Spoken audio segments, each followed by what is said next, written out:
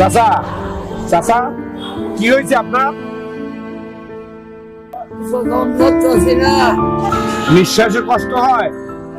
ও, বুঝতে পারছি, শ্বাসকষ্ট আছে আপনার। এই, তোমরা কি এখানে? আচ্ছা, ওনার একটু দেখো, আমি আসতেছি। হ্যাঁ,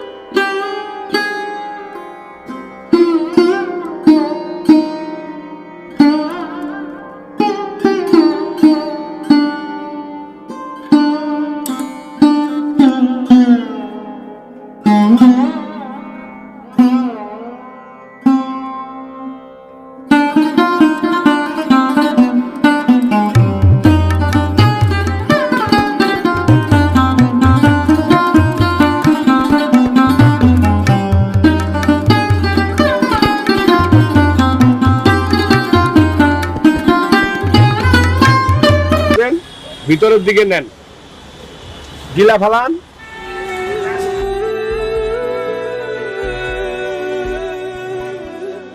চাচা, আপনার কি শ্বাসকষ্ট হচ্ছে? শ্বাসকষ্ট আছে। ঔষধ কি নিয়মিত খাচ্ছেন? না রে বাজি, টাকা পয়সা নাই ওষুধ কিনবো। কিন্তু ঔষধ না খাইলে আপনি তো আরো অসুস্থ হয়ে পড়বেন। আপনার তো নিজেকে বাঁচাতে হবে চাচা। ডাক্তারখানা গেলে খালি টেস্ট করতে দেয়, অত টেস্ট করানোর টাকা আমি কই পাইবো? এই একলা একলাই হয় আবার স্যার।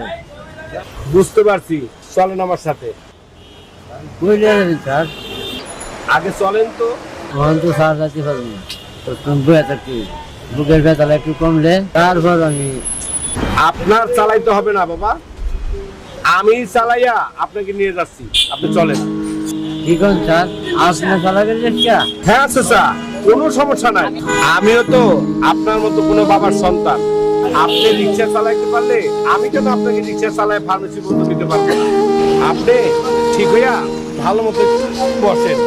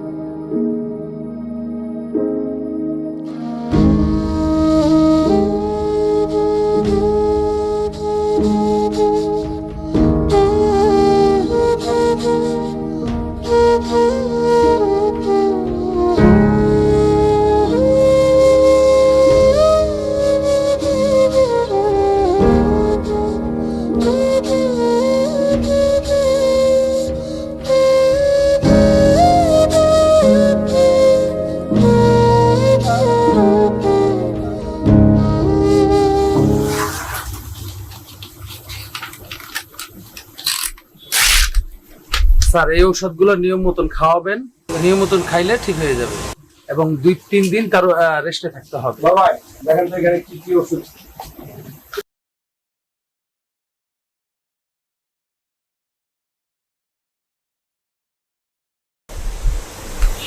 ওষুধ দিতেছে, সুস্থ হয়ে যাবেন ইনশাল্লাহ। আচ্ছা আছেন, এই ওষুধের দাম কত আছে প্যাকেট?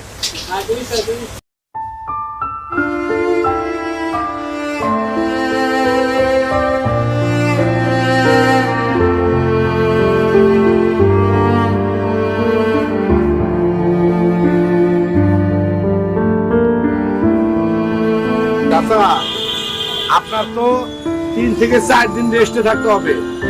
বাবা রে, একদিনও কাজে না গেলে চুলায় আগুন ধরে না, কি করে আমি রেস্ট নিই? বুঝছি।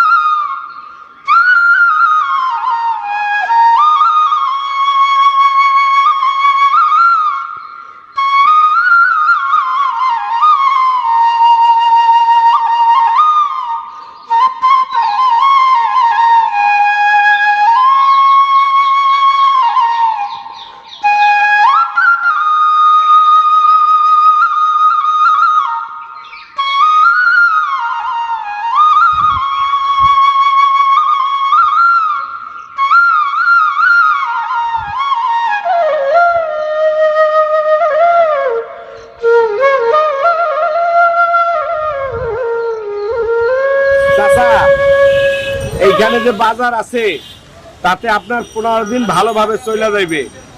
আপনি 15 দিন রেস্টে থাকবেন।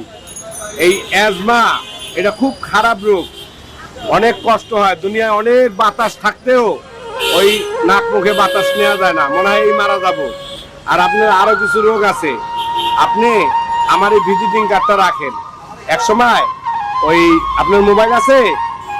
আচ্ছা, তাহলে আমারে ফোন দিবেন, আমি না ধরলেও ব্যস্ত থাকি, ফোন দিবেন, বলবেন যে আমি সেই রিক্সাওয়ালা যে আমার এই যে আপনি ওষুধ কিনা দিচ্ছেন। এরপরে ফোন দিয়ে আসলে আমি আপনার ভালো মতো ডাক্তার দেখাই দেবো। ঠিক আছে বাবা, আর আমার জন্য দোয়া করেন। আল্লাহ আপনি দোয়া করুন।